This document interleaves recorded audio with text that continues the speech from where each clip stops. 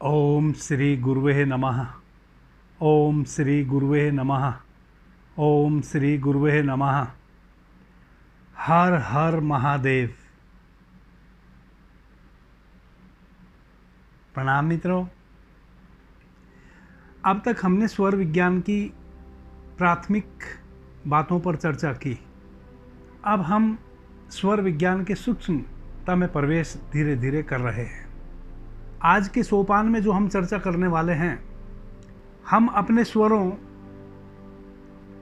के विषय में और अधिक जानने की कोशिश करेंगे कि कब कितनी घड़ी कौन सा स्वर चलता हो तो हमें क्या लाभ और हानि होने वाली है। हमारी बाएं नासिका बायां स्वर जब चल रहा हो, इसको हम चंद्र स्वर कहते हैं, इड़ा नाड़ी कहते हैं। जब हमारा दाहिना स्वर चल रहा हो, इसको हम सूर्य नाड़ी कहते हैं, पिंगला नाड़ी कहते हैं।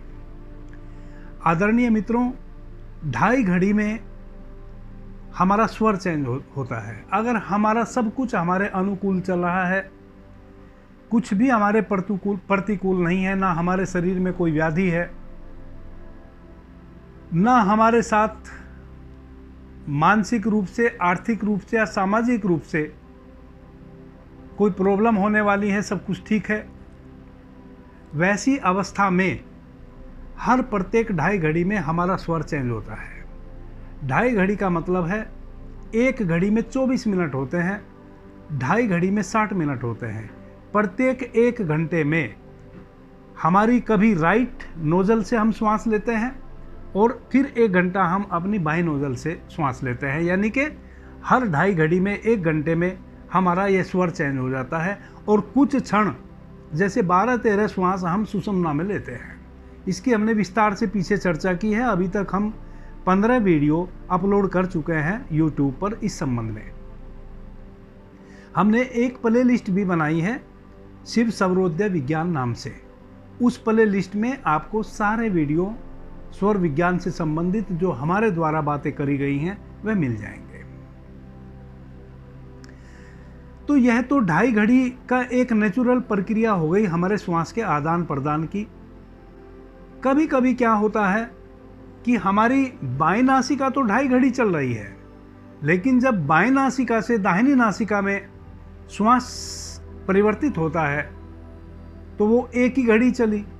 तो प्रत्येक हमारा जो स्वर है उसमें जो श्वासों की गति होनी चाहिए वह 1 घंटे की 2.5 घड़ी की होनी चाहिए। 60 मिनट हमें एक नासिका से श्वास लेना चाहिए और 60 मिनट हमें फिर दूसरी नासिका से श्वास लेना चाहिए।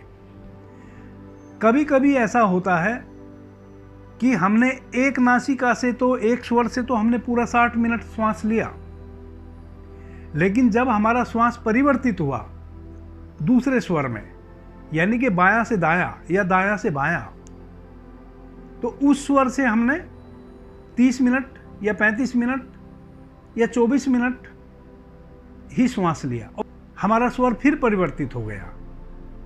कभी कभी ऐसा भी होता है। अब जब ऐसा होता है तो यह किस बात का द्योतक है, किस बात का सूचक है, यह हमें क्या इंडिकेशन देता है, इस संबंध में भी आज मैं चर्चा करने वाला हूं।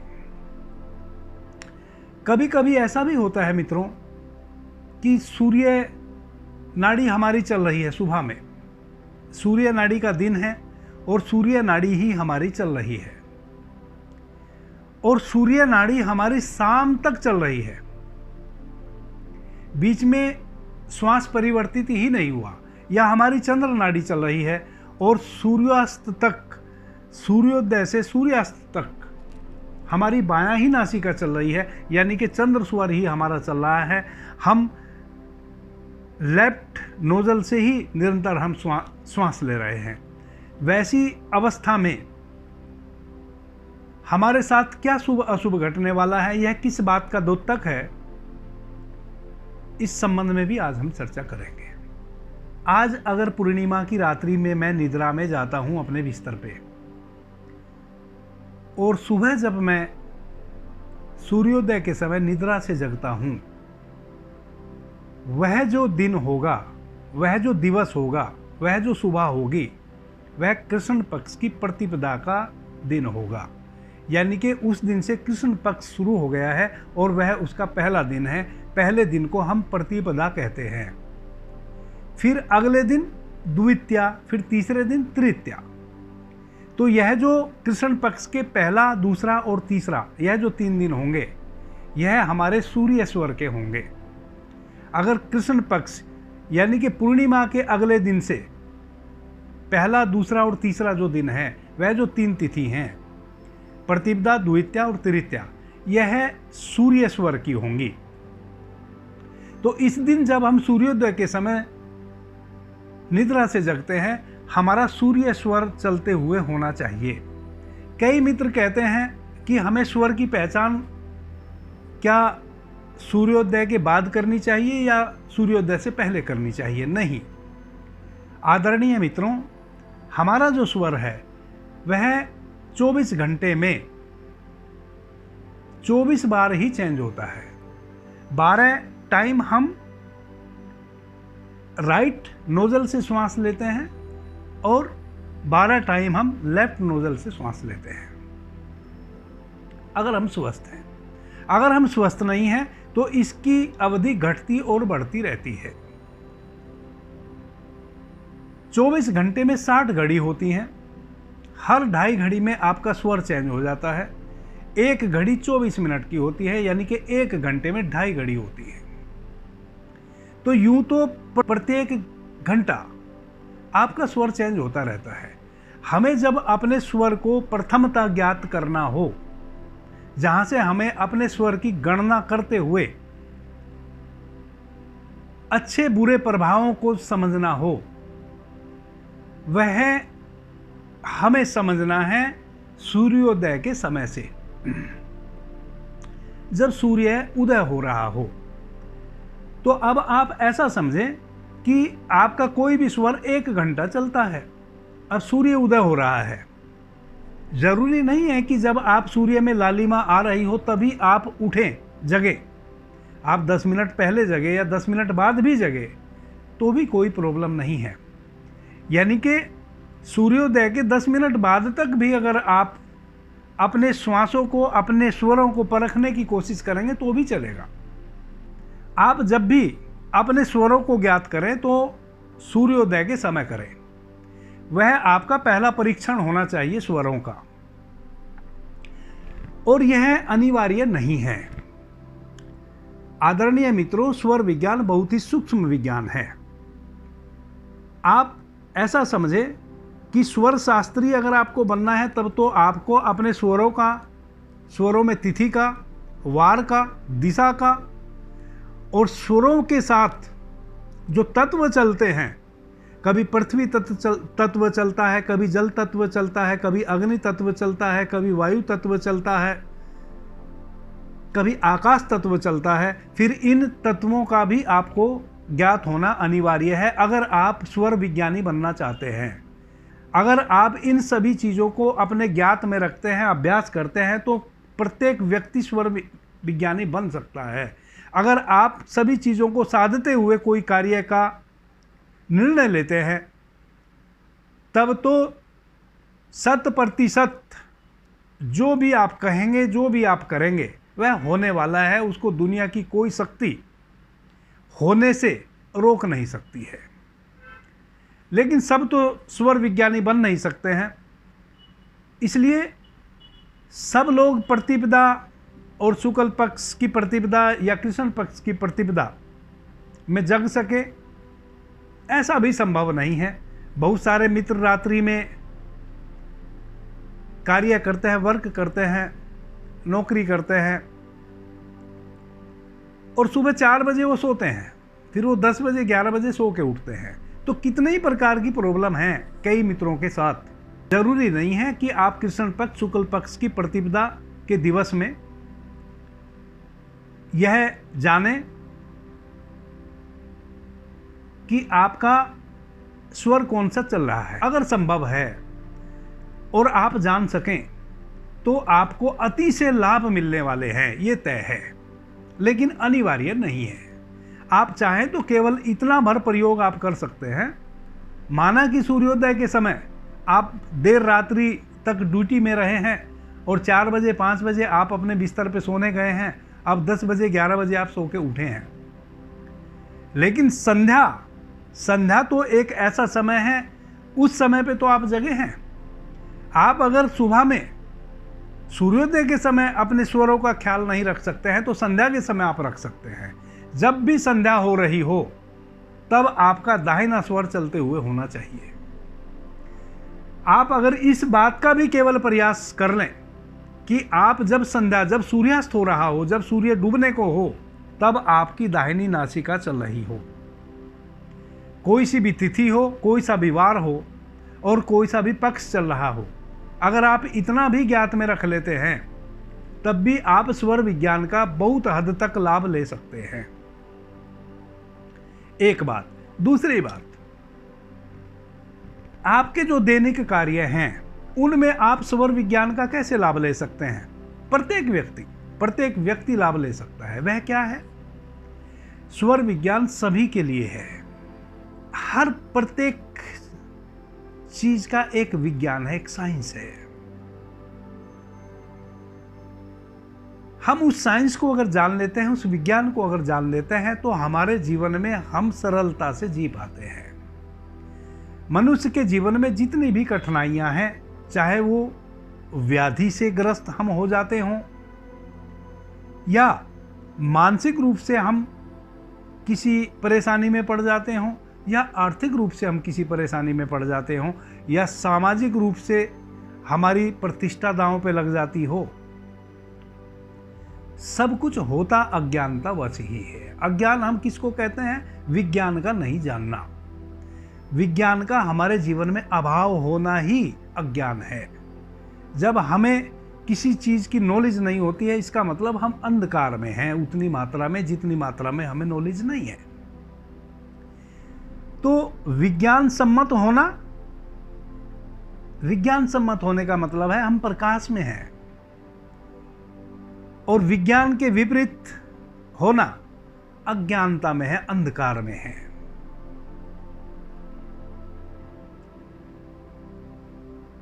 हम जितने बजे भी सो के उठते हों, 3-4 चीजों का ख्याल रख लें। अगर आप अपने श्वासों में, अपने स्वरों में आप जो श्वास ले रहे हैं उसमें तत्व की पहचान नहीं कर पा रहे हैं, कोई बात नहीं।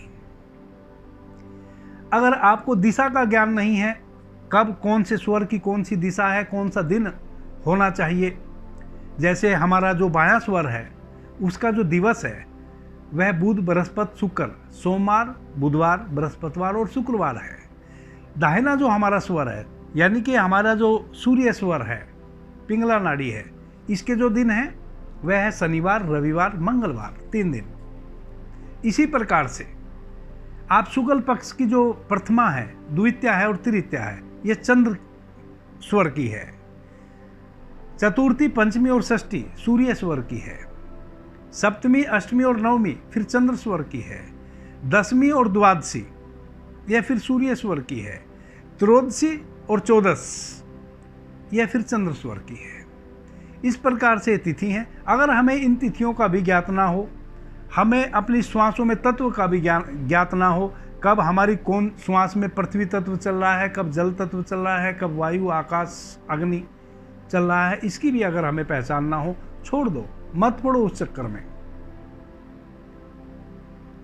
अगर इन सब की पहचान आप कर लेते हैं तो आपके जीवन में दुर्भिक्ष कभी भी नहीं घट सकता। लेकिन अगर आपके पास ना समय है और ना आप इन सब चीज़ों को साध सकते हैं, तो बस एक छोटा सा काम आप कर लो।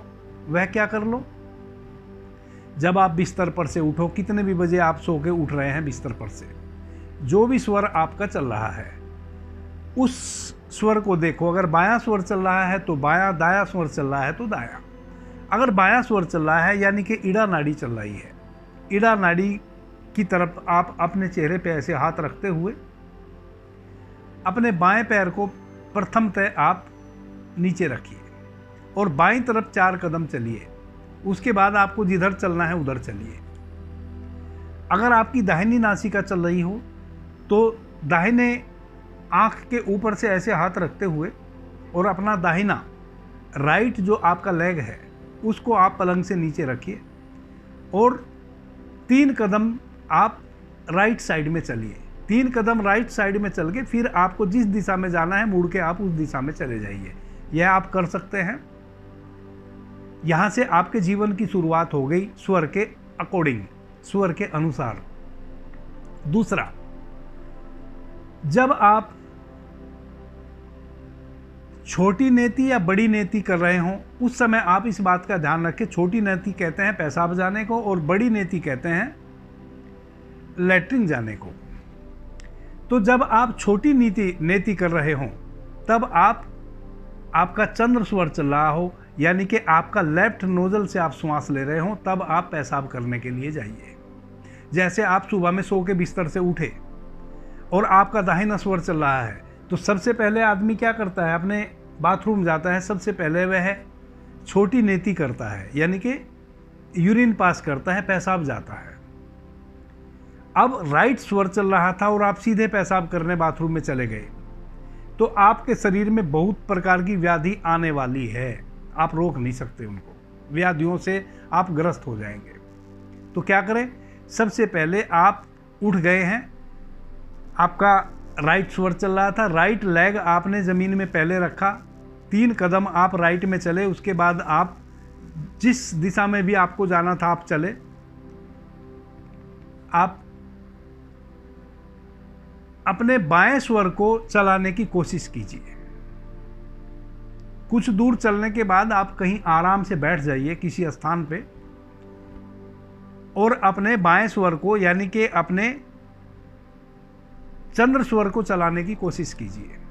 जब आपका चंद्र स्वर चलने लगे तब आप 2 गिलास पानी पीजिए, चंद्र स्वर चले तब।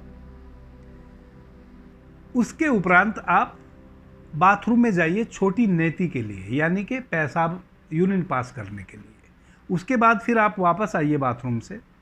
अब अगर आपको बड़ी नेति भी जाना है, यानी कि लैट्रिन भी जाना है, तब आप अब दाहिने स्वर को चलने का इंतज़ार कीजिए। दाहिना स्वर जब आपका चल पड़े तब आप बड़ी नेति के लिए जाइए। अब अगर साथ के साथ आपको स्नान भी करना है तो आप दाहिने स्वर में ही स्नान भी कर लीजिए, और अगर साथ के साथ आपको स्नान नहीं करना है तो फिर आप अपने जो भी आप कार्य करना चाहते हैं बड़ी नेति करने के बाद वह आप अपना कीजिए। उसके बाद फिर जब आपको स्नान जाना हो तो तब फिर आप अपनी दाहिनी नासिका का ख्याल रखें। जब आपका दाहिना स्वर चल रहा हो तब आप स्नान के लिए जाएंगे। इसी प्रकार से आपको चाय पीनी है, कॉफ़ी पीनी है, आपको जल ग्रहण करना है, आपको जूस पीना है, कुछ भी लिक्विड रूप में लेना है किसी भी समय, सुबह में, दोपहर में, शाम में, तो जब आपका चंद्र स्वर चल रहा होगा, लेफ्ट नोजल से आप श्वास ले रहे होंगे, बायां नासिका से आप श्वास ले रहे होंगे, तभी आप जल ग्रहण करेंगे या कोई भी लिक्विड ग्रहण करेंगे, जो भी तरल पदार्थ है वह ग्रहण करेंगे। जब भी आपको ठोस रूप में कुछ भी ग्रहण करना हो, जैसे भोजन लेना है, कोई फल खाना है, जो भी ठोस है वह आप तब ग्रहण करेंगे जब आपकी दाहिनी नासिका चल रही हो। भोजन के समय कभी भी ठंडा पानी 1 बूंद भी नहीं पीना चाहिए। कोशिश करें कि आधा पौना घंटे तक हम कभी भी पानी ना पिए। तो यह आप अपने स्वरों के माध्यम से यह 3 काम आप कर सकते हैं। सुबह में जगना, जौन सा स्वर चल रहा हो वही पैर नीचे रख के अपने कार्य को शुरू करना। छोटी नेति के लिए जब जाएं तो बाएं स्वर में जाएं, बड़ी नेति के लिए जाएं तो दाहिने स्वर में जाएं। भोजन करें तो दाहिने स्वर में करें, जल इत्यादि ग्रहण करें तो बाएं स्वर में ग्रहण करें। यह नियम आप अपने जीवन में बना लीजिए। इसी को कहते हैं स्वरों का साधना। साधना क्या है? साधना है कि हम कभी भूलें ना इन चीज़ों को, यह चीज़ें स्वाभाविक हो जाए हमारे लिए। हम कुछ दिनों तक निरंतर प्रयास करके यह सब कार्य करें और उसके उपरांत धीरे धीरे वह प्रयास हमारा सध जाए। जब हम सो के उठें तो तुरंत हमें ख्याल में रहे कि हमें कौन सा पैर नीचे रखना है। जब हम पेशाब जाएं तो तुरंत हमें ख्याल में आवे कि हमें कौन से स्वर में पेशाब जाना है। जब हमें स्टूल जाना है, लेटरिन पास करनी है, तब हम ख्याल में तुरंत आ जाए हमारे कि हमें कौन से स्वर में जाना है। भोजन इत्यादि, जल इत्यादि ग्रहण करने के समय हमें तुरंत ख्याल में आ जाए कि हमें कौन से स्वर में ये सब चीजें ग्रहण करनी है। यही कहते हैं स्वर का सदना, स्वर साधना। अब और आगे बढ़ते हैं। आदरणीय मित्रों, अगर अब आपने अपने ऑफिस जाना है या अपने खेत में जाना है, दुकान पे जाना है, नौकरी पे जाना है, आपको किसी गाड़ी को चलाने जाना है, आप ड्राइवर हैं, आपको अपनी गाड़ी चलानी है, यानी कि सुबह स्नान ध्यान इत्यादि करने के उपरांत अब आप अपने दैनिक कर्मों में लगने वाले हैं। जब आप अपने घर से निकलें तो देखें कि कौन सा स्वर चल रहा है। अगर आपको अस्थायी काम करने जाना है, अस्थायी काम, जैसे अगर आप ड्राइवर हैं और आप गाड़ी चलाने का कार्य करते हैं, चाहे वह गाड़ी छोटी हो या बड़ी हो, और वह आपका पेशा है, वह अगर आपका पेशा है, वह आपका रोजगार है, गाड़ी चलाना, एज ए ड्राइवर आप कार्यरत हैं रोजी रोटी के लिए, तब आप उस अपने कार्य में जाने के समय आपकी राइट नोजल चल रही हो, आपका सूर्य स्वर चल रहा हो, पिंगला नाड़ी चल रही हो, तो ही आप अपने घर से बाहर कदम रखें। जब आप अपने घर से बाहर पहला कदम रखेंगे, अपनी दहलीज को बाहर आप टपेंगे, तो आपका पहले दाहिना स्वर बाहर जाए और आप श्वास भीतर भर रहे हों तो आपका पहला पैर दाहिना आपके दरवाजे के बाहर रखा जाए। उसके बाद फिर आप अपनी गाड़ी के पास जाए। जब आप अपनी गाड़ी में बैठने को हों तब फिर आप ख्याल में रखें, आपका दायां पैर आप पहले गाड़ी में रखें और श्वास को भरते हुए गाड़ी में आप बैठें। इसी प्रकार से आप अपनी दूसरी चीजों को भी अपने दैनिक जीवन में डाल सकते हैं। जैसे जौन सा स्वर आपका सुबह में चल रहा हो, उसी स्वर में आप सारे कार्य करें।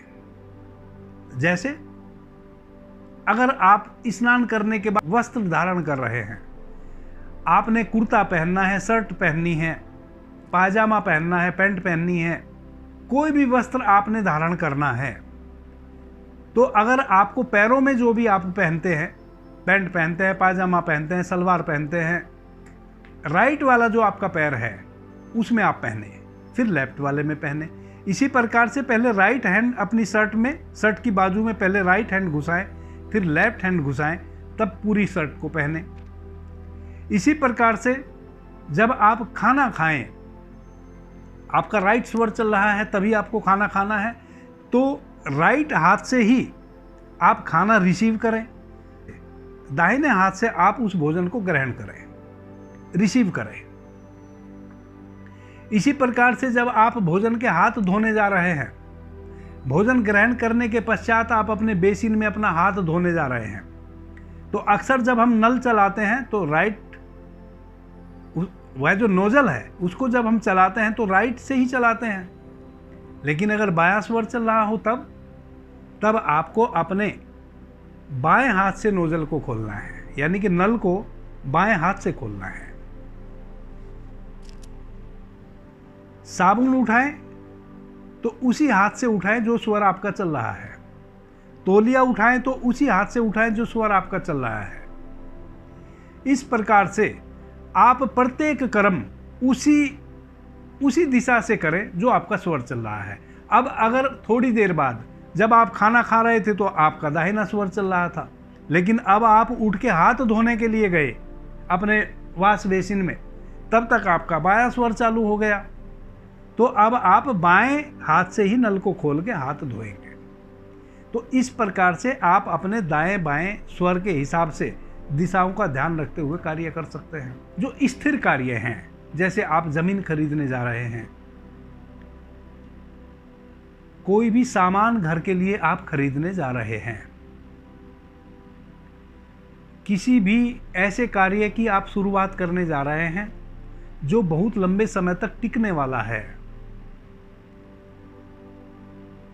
वैसा कोई भी कार्य है। नया वस्त्र खरीदने जा रहे हैं, आभूषण खरीदने जा रहे हैं, जमीन दुकान इत्यादि खरीदने जा रहे हैं, जो भी ऐसा सामान आप घर से बाहर खरीदने के लिए निकले जो लंबे समय तक आपके साथ रहने वाला है या लंबे समय तक आप उससे प्रभावित होने वाले हैं, और कोई शुभ कार्य करना है, गुरु के पास जाना है, शिक्षा ग्रहण करनी है, किसी से मैत्री करने जाना है, किसी से धन उगाने जाना है या किसी को धन देने जाना है, यह सभी कार्य आप बायां स्वर चल रहा हो तो करें। बायां स्वर चल रहा हो तब ऐसे कार्य में आप अपने घर से बाहर पैर रखें। जब आप बाएं कर रहे हो, खरीद रहे हो किसी चीज को, तो बाएं हाथ से ही फिर आप रिसीव करें। बाएं हाथ से ही आप अपने पॉकेट में से पैसा निकाल के देवें और बाएं हाथ से ही सामान को ग्रहण करें। अगर आपको स्थिर चीजें खरीदनी है जो टिकने वाली हैं लंबे समय तक, अगर आपको चर कार्य करने हैं, तत्काल लाभ देने वाले कार्य करने हैं या कठोर कार्य करने हैं जिसमें अधिक श्रम लगता हो, वैसे कार्य करने हैं, तब आप अपने दाहिने स्वर में उन कार्यों को करें। लेकिन इस बात का ख्याल रखें, यह बातें तो मैं पीछे भी बता चुका हूं, दाहिने स्वर में ही आप घर से बाहर निकले। जब आपका दाहिना स्वर चल रहा हो तभी आप उस स्थान पे, जहां आपको जाना है, जहां से आपको अपना कार्य शुरू करना है, जिस स्थान पे या जिस व्यक्ति से मिलना है, जिस व्यक्ति के पास जाके आपको वह अपना कार्य संपन्न करना है, या आप किसान हैं तो खेती, अपने खेत में पहुंच गए हैं, अब हल आप जोतने वाले हैं या ट्रैक्टर से आप जुताई करने वाले हैं, जो भी, तो उस समय भी आपका दाहिना ही स्वर चल रहा होना चाहिए। और जब आप किसी भी कार्य की शुरुआत करें, किसी व्यक्ति से आप अपने कार्य हेतु बात करने जा रहे हों, कोई सामान जो चर कार्य मैंने कहा, आपको बाय करना है, आपको हल जोतना है, आपको ट्रैक्टर चलाना है, आपको किसी भी वाहन की सवारी करनी है, तो जब आप उस कार्य की शुरुआत करें तो भरे स्वर में करें, कभी भी खाली स्वर में ना करें। इतना तो सभी ख्याल में रख सकते हैं। भरा स्वर किसे कहते हैं? भरा स्वर कहते हैं कि जिस दिशा से जो हमारा स्वर चल रहा हो वह हमारा भरा स्वर है, और जिस दिशा से जो हमारा स्वर नहीं चल रहा हो वह हमारा खाली स्वर है। अब इसमें भी भेद है। जब हम श्वास को भीतर भर रहे हों वह भरा स्वर है, और जब हम श्वास को बाहर छोड़ रहे हों वह हमारा खाली स्वर है। तो जब हम किसी कार्य की शुरुआत कर रहे हों तो भरे स्वर में कर रहे हों, सबसे पहले तो जो हमारी नासिका श्वास ले रही हो उसी साइड से हमें काम शुरू करना है और वह कार्य करना है। अगर सूर्य नाड़ी चल रही है तो चर प्रवृत्ति के कार्य करने हैं, कठोर प्रवृत्ति के कार्य करने हैं, जहां अत्यधिक श्रम लगाना पड़े वैसे कार्य करने हैं। और उन कार्यों की शुरुआत तब करनी है जब हम श्वास भीतर भर रहे हो।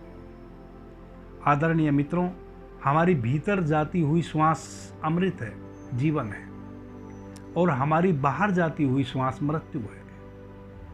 हम अपने जीवन में प्रतिपल जीवन और मृत्यु से दो चार होते रहते हैं। वह इतने छोटे क्षण हैं कि हमें पता नहीं चलता। प्रत्येक क्षण हमारी मृत्यु होती है और प्रत्येक क्षण हमें जीवन मिलता है।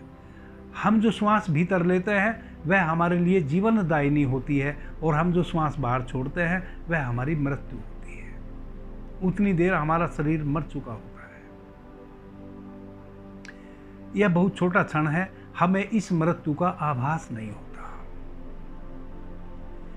तो हमें कोई भी कार्य मृत्यु में तो नहीं करना चाहिए, जीवन में करना चाहिए, शुभ में करना चाहिए, अशुभ में नहीं करना चाहिए। मृत्यु अशुभ है, जीवन शुभ है। मृत्यु नेगेटिव है, जीवन पॉजिटिव है। तो जब हम श्वास भीतर खींच रहे हों, भीतर भर रहे हों, तब हमें किसी भी कार्य की शुरुआत करनी चाहिए। मैं मोटरसाइकिल चला रहा हूँ, मोटरसाइकिल पे बैठने जा रहा हूँ, तो जब मैं मोटरसाइकिल पे फ्लाई करूँ या घोड़े पे फ्लाई करूँ या किसी कार की, बस की सीट पे बैठने जा रहा हूँ, तो भरे स्वर में बैठूं, खाली स्वर में नहीं। और जब उतरूं, बैठना तो हो गया, जब उतरूं तब खाली स्वर में हमेशा उतरूं, इस बात का ख्याल रखें। अगर आप किसी गाड़ी में बैठ रहे हैं, मोटरसाइकिल पे बैठ रहे हैं, घोड़े पे बैठ रहे हैं, तो बैठने के क्रम में आपको भरे स्वर में बैठना है, और जब आपको उतरना हो तब आपको खाली स्वर में उतरना है। इस बात का ख्याल रखें। अब ऐसा हो सकता है कि जब आप बैठे थे तो आपका दाहिना स्वर चल रहा था, और जब आपका उतरने का समय आया तो आपका बायां स्वर चल रहा है। तो बायां स्वर चल रहा है, कोई बात नहीं। जब आप श्वास छोड़ रहे हों बायां स्वर से ही, तब आप नीचे उतरें। ऐसा सभी मित्र कर सकते हैं। इसमें कोई ऐसा नहीं है कि आपको बहुत विशेष साधना करने की अनिवार्यता है, बस ज्ञात रखने की अनिवार्यता है। ख्याल में रहे, ध्यान रहे, अवेयर रहें आप इन चीज़ों के प्रति, तो यह आपका सध जाएगा। कुछ दिनों के अभ्यास से ऑटोमेटिक होने लगेगा। जैसे जब आप गाड़ी चलाते हैं, आपको ब्रेक लेने होते हैं, तो स्वाभाविक रूप से आपका जो पैर है वह ब्रेक पैडल पे चला जाता है। जब आपको क्लच लेना होता है तो पैर क्लच पे चला जाता है, एक्सीलरेटर लेना होता है तो एक्सीलरेटर पे चला जाता है। आपको देखना भी नहीं पड़ता नीचे। अगर आप देख के सोच के क्लच, ब्रेक और एक्सीलरेटर पे पैर रखेंगे तो एक्सीडेंट 2 मिनट में हो जाएगा। आपका पैर यंत्रवत प्रत्येक पैडल पे यात्रा करना शुरू कर देता है। जब आप कुछ दिन अवेयर होंगे, कुछ दिन इन सब चीजों का अभ्यास करेंगे, तो यंत्रवत ये सब चीजें होने लगेंगी। आप अभ्यासी हो जाएंगे, सध जाएगा आपको। सधना उसी को तो कहते हैं कि किसी कार्य को हमने करते करते अब ऐसा अभ्यास हो गया कि अब हमें वह करना भी नहीं पड़ता, वह होने लग जाता है हमसे। तो इसको कहते हैं सधना। तो इस प्रकार से आपको यह सध जाएगा तो आपके जीवन में यह बहुत काम आने वाला है। और मैं यह पहले भी कह चुका कि जिन मित्रों को ऐसा लगता है कि ये सब फालतू की बातें हैं, फालतू की बातें बिल्कुल भी नहीं है। कोई भी विज्ञान है, और फालतू की बातें कैसे हो सकती है? भगवान शिव ने मां पार्वती को बताया है यह ज्ञान। जितनी बातें मैं आपसे कर रहा हूं, भले मैं कम बातें कर रहा हूं, मैं पूरा विज्ञान नहीं आपको विस्तार से बता रहा हूं, लेकिन जितना भी बता रहा हूं यह मेरा गढ़ा हुआ नहीं है, यह भगवान शिव ने मां पार्वती को बताया है, वही मैं आपको बता रहा हूं। और भगवान शिव मां पार्वती को झूठा ज्ञान तो नहीं दे सकते। हमारी कुछ आदतें ऐसी हैं कि जो चीज हमारे वश में नहीं होती। कहते हैं ना कि अंगूर खट्टे। जब एक लोमड़ी अंगूर के गुच्छे तक उछल के नहीं जा पाती है, तब वह अपने मन में एक धारणा बना लेती है कि अंगूर खट्टे हैं। मीठे होते तो मैं पहुंच जाती वहां तक। नहीं, अंगूर तो खट्टे हो या मीठे हो, इतना कहना चाहिए कि लोमड़ी में उतना साहस नहीं था कि वह उतने ऊंचे उछाल भर के उन अंगूरों की गुच्छे को तोड़ पाते। तो हम अपनी अकर्मण्यता के कारण किन्हीं भी चीजों को मिथ्या ना बताएं। हाँ, अभ्यास करें। अभ्यास करने के उपरांत आपको लाभ नहीं मिलता है, तब भी आप जल्दी से यह नहीं कह सकते कि यह मिथ्या है। तब भी आपको यह देखना चाहिए कि कहीं मेरे अभ्यास करने में कोई त्रुटि तो नहीं रह गई है। तब भी आपको अपनी त्रुटियों को खोजना चाहिए, क्योंकि भगवान शिव ने अगर बताया है यह ज्ञान, यह विज्ञान, तो गलत तो नहीं बताया होगा। जिसने हमें यह जीवन दिया है, जो जीवन और मृत्यु का देवता है, वह गलत कैसे कह सकता है? आदरणीय मित्रों, मैं बहुत विस्तार से आने वाले समय में 2-3 दिन के अंदर अंदर स्वर विज्ञान पे बहुत ही सूक्ष्मता से दृष्टि डालने वाला हूँ। आगे जो मैं आपको बताऊंगा वह सुनकर आप आश्चर्यचकित हो जाएंगे। इतना गुड विज्ञान है, इतना गहरा विज्ञान है यह। जिसने भी अभ्यास किया, जिसने स्वर विज्ञान के माध्यम से अपने स्वरों को साध के जीवन जीने की कोशिश की, वह धन्य हो गया। मेरे से सीख सीख के बहुत सारे लोग, बहुत सारे मित्रों ने मेरे माध्यम से अपने स्वरों को साध के बहुत बड़े बड़े फल प्राप्त किए हैं। जितना जिसने पात्रता अर्जित कर ली, परमात्मा उसको उतना दे देता है। और हम यह भी ना समझें कि हम सिर्फ अपने कर्मों के फल से ही धन इत्यादि जो भी शोहरत प्राप्त करते हैं। नहीं, यह सब चीजें तो प्रसाद स्वरूप प्रभु की तरफ से हमें मिलती है, परमात्मा की तरफ से मिलती है। मेहनत तो बहुत लोग करते हैं। एक मजदूर बेचारा पत्थर तोड़ता है, सुबह से शाम तक पूरा पसीना बहाता है, हाथों में छाले पड़ जाते हैं, लेकिन कितनी मजदूरी मिलती है? 500-700 रुपये। उससे ज़्यादा मेहनत तो कोई नहीं करता। सबसे अधिक मेहनत एक मजदूर करता है जब वह पत्थर तोड़ता है और उसके हाथों में छाले पड़ जाते हैं।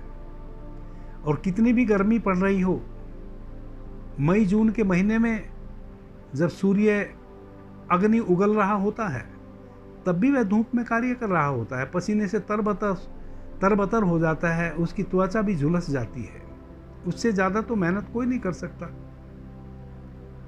लेकिन परमात्मा प्रसाद स्वरूप बहुत कुछ देता है, कुछ हमारे कर्म, कुछ प्रभु का प्रसाद।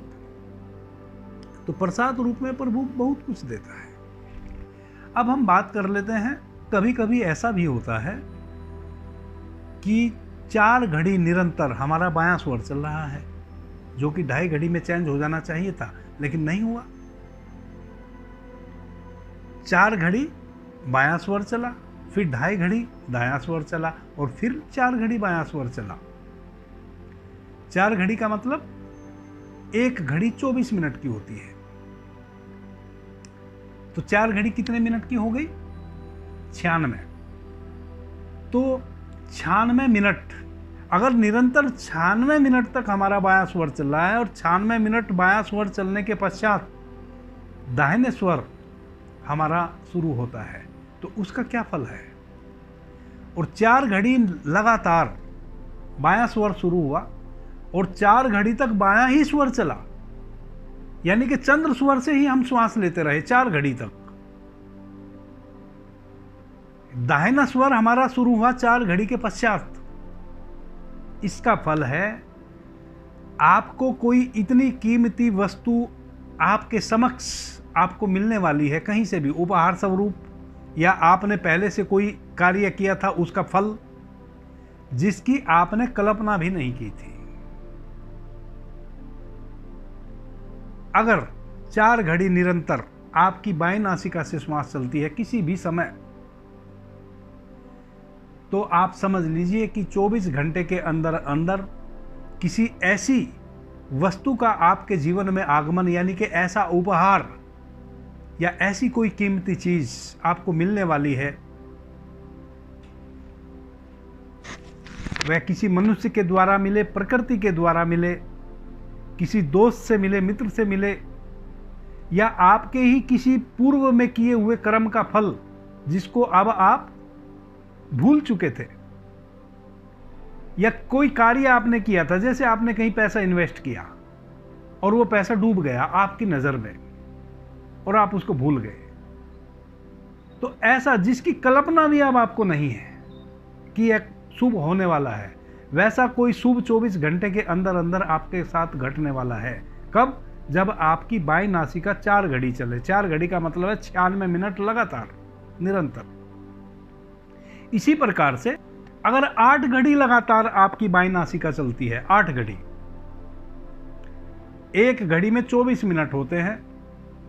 8 घड़ी लगातार आप बाईं नासिका से ही श्वास ले रहे हैं। आपका लेफ्ट स्वर ही चल रहा है, चंद्र स्वर ही चल रहा है। 192 मिनट लगातार यानी कि 8 घड़ी तक आपकी बाएं नासिका ही चल रही है। तो उसका क्या फल आने वाला है? समाज में आपका वैभव बढ़ने वाला है, आपकी इज्जत प्रतिष्ठा बढ़ने वाली है। कोई भी ऐसा कर्त आपसे होने वाला है, कोई ऐसी घटना घटने वाली है जिससे आप वैभवशाली बनेंगे। 14 घड़ी तक आप अपने चंद्र स्वर से निरंतर श्वास लेते हैं। एक बार भी आपका जो स्वर है वह परिवर्तित नहीं होता। सूर्य स्वर में निरंतर आपका चंद्र स्वर से आप श्वास ले रहे हैं, दिवस हो या रात्रि। और 14 घड़ी तक निरंतर आप चंद्र स्वर से श्वास ले रहे हैं। इसका बहुत ही उत्तम फल होने वाला है मित्रों। इसका फल क्या होने वाला है?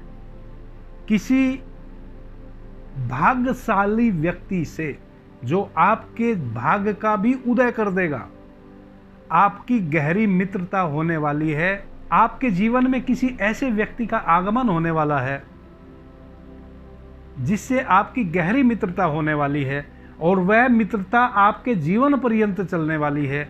और उस मित्र का आगमन जैसे ही आपके जीवन में होता है, तैसे ही